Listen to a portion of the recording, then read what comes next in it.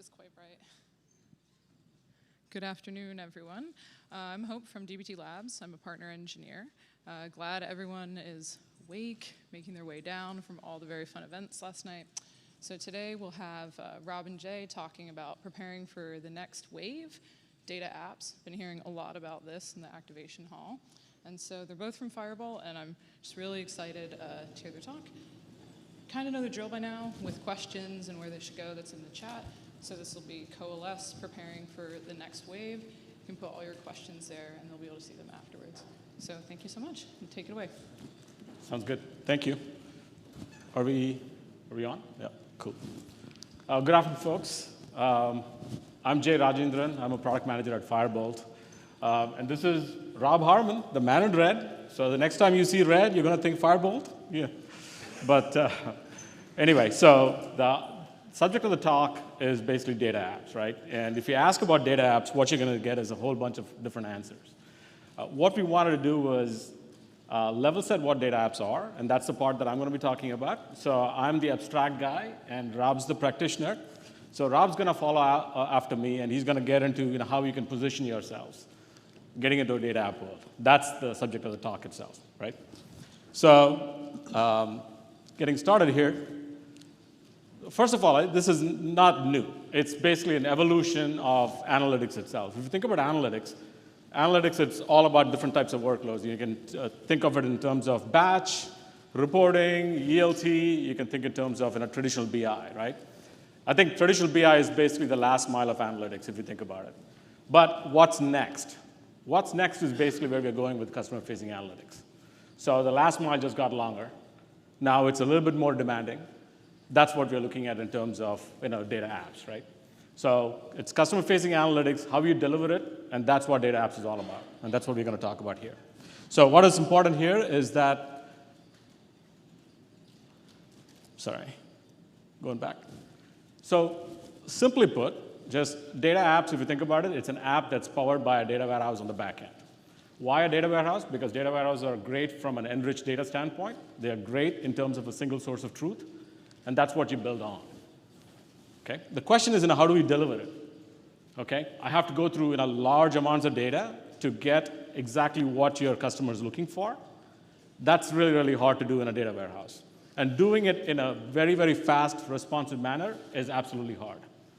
So there are a few attributes you need to think about in terms of a data app when you get into it. First of all, if I'm going to deliver a data app, I need to make it a very packaged experience. So what does packaged mean, right? Packaged basically means that it should be purpose-built. So understand the use case, tailor it for what the customer is looking for, and deliver it to them, right? That's the first part. The second part is it needs to be more of a consumer-grade experience. So think of it this way. When you look at an app on your iPhone or whatever, right, you expect that app to be there. You expect the app to be interactive. Can you do the same thing for data? And that's kind of what the data app should be. It should be almost like doing Spotify for your data. That's the experience that you want to be really presenting to your customers. That's the first part. The second part is it needs to be really, really responsive. And that's the hard part that a lot of people forget. Because you have so much data that you've consolidated in a single place, how do you get it to the end user customer very quickly, right? We'll get to that in a second. And then finally, what's changing is traditional BI is all about BI teams building dashboards and delivering it. But now, with data apps, the folks who are delivering those, the data engineering folks, working very closely with the app developers. So the mindset is a little bit different. It's more along the lines of how you would do software development itself. Right? That's what you're looking at from a data app perspective. So real quick, some examples, right? How do you look at data apps from a customer perspective? So we do have different customers who use it. One, how do you monetize data? So it's a data as a product kind of a mindset. So there are customers who do that. For example, if you look at an ad tech, MarTech space, what do customers do? They're looking at a traffic analysis of stuff coming into their website. They want to know how that compares to somebody else's website. When they sell that data out, when they sell that option of comparing yourself against somebody else, now that's the data as a product. So there you go. You have data as a product, and that's a data app as well. The challenge there is how do you sift through all that data, right? So that's one aspect. The second thing could be something as simple as how do you augment an existing business model? So I could be a payment processor, right? So I'm doing payment integration for a whole bunch of merchants. I need to match like the payment instrument with the payment processor, and I provide the workflow for them to do that. But where is the data app in that? The core business model is payment processing, right? The data app comes in when you provide observability into that entire process itself. So that's something that we see as well with our customers. So a payment integration provider who actually provides observability as a data app, that becomes another way to do it. The third thing I can think of is, if you're a gaming company, one of the things that you might want to do is you want to know where the inflection points are from an infrastructure standpoint. What's going to break, where things are. Is there an anomaly detection that I need to do in terms of infrastructure itself?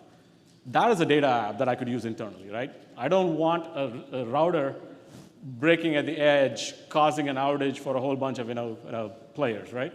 So essentially, being able to surface those insights out is actually pretty important on that front. So those are some examples of data apps, but the common thing across all these things is that response time is important, right? So if you think about what the Google study says, 53% of mobile websites are abandoned if the response time lasts more than 3 seconds. Just think about that. Doesn't mean that you have 3 seconds to respond to a query. It means from an end user perspective, it's 3 seconds, which means you basically have, from an SLA or a benchmark standpoint, you have less than a second to go get the data, do all the things you have to do, enrich the data, and provide insights back to the customer. That is where the difficulty is, right? So take it another step, right? For us as the data engineers, the problem is it's the response time, but data is continuing to grow, right? It's not gigabytes anymore, it's terabytes, it's tens of terabytes, hundreds of terabytes. Can you provide that consistent enough sub-second response time even as your data is growing? That is another challenge there. And finally, when you look at performance, it's sub-second performance. Another thing that you really need to measure from a data app perspective is queries per second or concurrency, right? This is something that we don't really think about.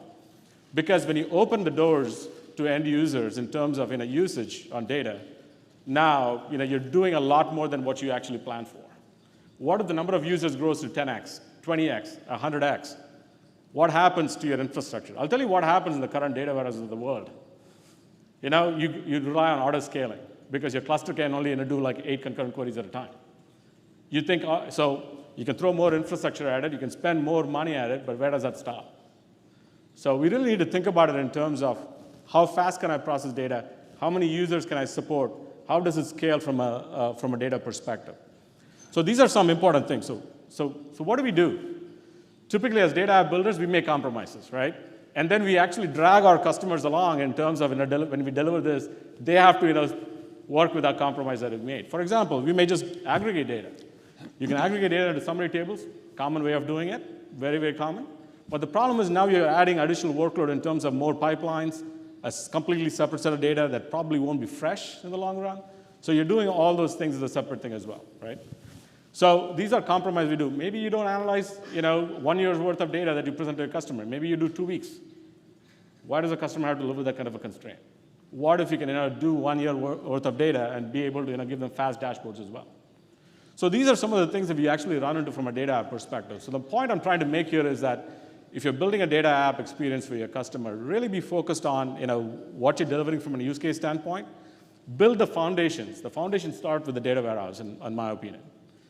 It's got to be able to handle that workload in terms of concurrency, in terms of being able to be very efficient in what you process. Guess what? We don't have unlimited budgets, right? So with that, what I want to do is I want to transition over to Rob, and Rob's going to walk you through techniques that you can use to optimize for your data app. Okay, thank you. So I'm going to go through some material here that may be a little vague, but it fits within the Firebolt world. I'll try and make this as simple and easy to understand as I can. So all of these optimization techniques are Firebolt specific. I have no idea if other products can do something similar, but this is how we handle high concurrency, large data loads against data apps in this platform.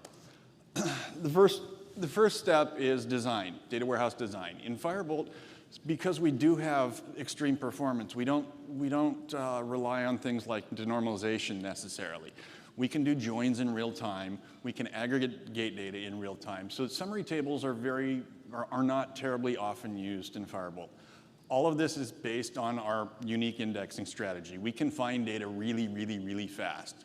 And when dealing with data apps, one of the issues that we run into is, well, we're going to want to add new features to this data app. I found that in denormalized structures, it gets very difficult to add new attributes or new entities because now you have to update all the aggregate relations you already have. If we can keep things fairly normalized and simple, we can always add a new attribute to, say, a customer field or customer table. That's the only place we have to add it because that's where it is. I generally suggest relying fairly heavily on relational modeling, even in your data warehouse on Firebolt, purely because we have that performance. That said, we are going to need a fairly advanced platform to pull this off. The first thing that we do in Firebolt is pruning data through clustered primary indexes. I wouldn't necessarily use the term clustered here, but close enough. Firebolt has an advanced indexing platform. It's very different than the partitions that we're used to in other cloud data warehouses. We're using vectorized indexes on the data itself. The data is stored in very, very small parts. That way, when I run a query, I don't have to bring that whole partition over the wire, figure out where the rows are that I need in that partition, which are generally fairly sparse. The rows I need are not going to be very many in that partition. So we're dragging a bunch of unnecessary data around. In Firebolt, our parts are really tight and highly dense. So when we fire a query, the query optimizer knows exactly where the data I need is. So I'm moving much less data across the wire into the compute. And of course, with less data, I'm using less compute, I'm using less memory. Here we've got an example of how we kind of cluster up those indexes. As data comes in, we lay them down in these little parts. As new data is added, we sort that out so the parts are all tight, so I know employee ID 1 is right next to employee ID 2, et cetera, physically. Now, when we deal with partitions on other platforms, those rows could be in very strange places, so retrieving them is hard.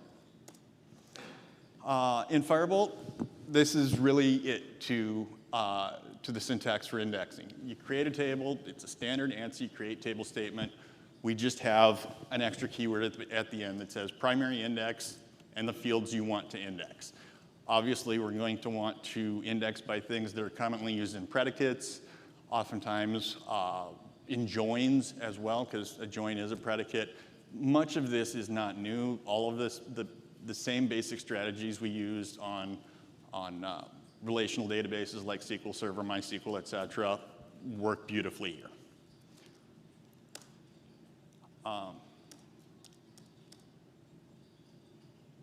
From there, we can do some advanced things in Firebolt. One of the problems we always run into in the cloud data world is large joins, fact-to-fact joins. I've got a billion rows here and a billion rows there. Trying to put them together is hard. One of the things we can do with Firebolt to kind of sidestep this a little bit, we have a very strong array capability in Firebolt, and we can then effectively pre-join. And what I mean by that is taking attributes from different rows in the same table, maintaining an index behind the scenes that has an array of those values I'm looking for that key. For instance, if I'm doing clickstream analysis, I can have the keys of my clickstream and then the event type. So if it's a click, if it's an impression, if it's a conversion, et cetera, all in that array. And then when I go to look for click fraud, I can just look for any row where in that array I have a conversion, but no ad shown. There I know I have got click fraud all in one place without joining the table to itself. So as an example, we've got these two tables. Here is an aggregate using a full table-to-table join. We've all seen these. We can do the exact same thing in Firebolt by using an aggregate. Here we are with my array function using index of to pull those arrays out. The query achieves the exact same thing without that massive join. And then I kind of touched on it, aggregating indexes, but this is one of the really great features of Firebolt. Aggregating indexes are kind of a half-breed between a functional index, and a materialized view. We can define these things fairly straightforward. The DDL is right in front of you. Select, key field, key field, key field, aggregate, aggregate. And what will happen is as I'm bringing that raw data in, could be millions, billions of rows an hour, we don't mind, that aggregating index is maintained automatically. Now, it's highly efficient. It's only going to touch the nodes in that aggregating index that it needs to when a row comes in. So if I've got 2 rows that came in from 5 o'clock yesterday, it's not going to reprocess all of the 5 o'clock yesterday data. It's only going to touch those nodes that fit those rows. So cost on ingestion is very, very low. But as you can imagine, if I can create an indexing scheme based on an aggregate, the number of nodes in that index are going to be drastically smaller than the number of nodes in the raw table. The other thing this does for me is it takes some manpower out. We no longer have to build summary tables because that's just handled by the aggregating index. There's no need for it. This removes that dev time necessary for building those aggregates. The last thing that I think is important here is it removes the possibility of update anomalies. We've all seen this. You update a base table, you've got an aggregate table sitting on top of it. That aggregating table, for whatever reason, doesn't get updated quite the same. Since we're dealing with aggregate indexes and everything is built into the system, all those anomalies go away, all those bugs go away. Oh, examples here. And then the last thing that we do often is accelerating upserts with partitions. This is very, very common amongst the entire data warehouse world, as I'm sure you know. It's a lot easier to maintain a table full of partition identities. And please, excuse me, I should explain. Partitions do exist in Firebolt, but they're not physical. They just identify those parts that belong to a partitioning scheme. And here we can create a table, add a partition scheme by DT, and then insert into our destination table. You'll notice here I've got a view that's selecting from my destination table where it does not exist in the partitions that I want destroyed. So I can filter before I destroy the partitions to keep things very, very quick, and then on a daily cleanup schedule, physically get rid of those partitions.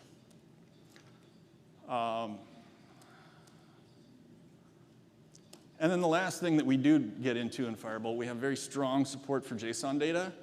So we can maintain both tabular and JSON data in the same table. So we can index by tabular columns in our primary indexing.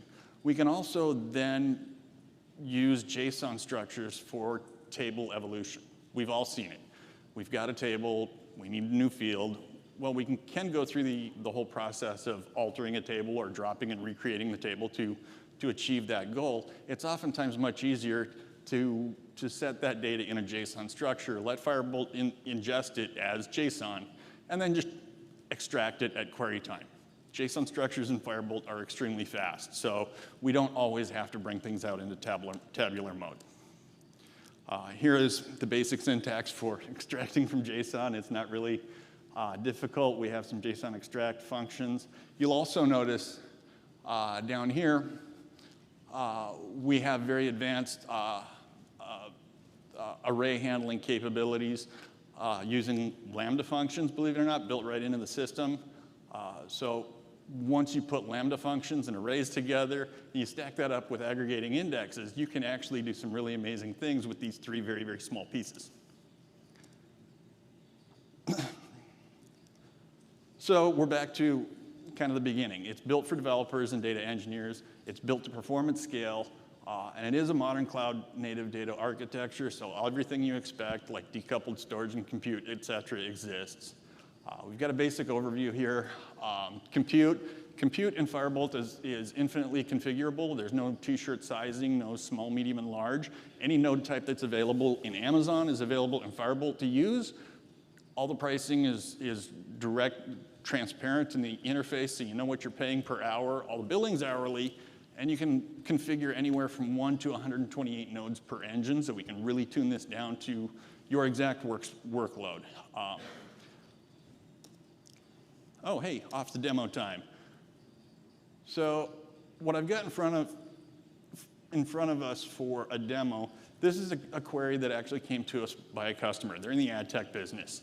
This query was under their previous platform. This query was running minutes. The data under here is a little heavy. It's ad tech data, so it's going to be heavy. If we look at it, we can see we've got this LTV table, which is what?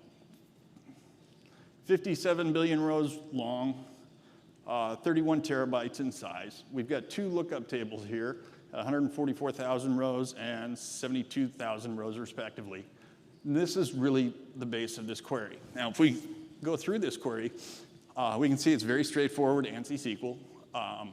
We start with the CTV, pulling from that big table. We join it to the other two tables. And earlier I mentioned primary indexing. This query is interesting because of the workload on the data set. We can't join to the primary index on this query. We needed the index on another field for another query. So here we're joining off index. But we can handle that in Firebolt because we have effectively covering indexes. We call them join indexes, and they work just like a covering index in a B-tree style system. From there, we select a bunch of fields, and we do a bunch of group bys,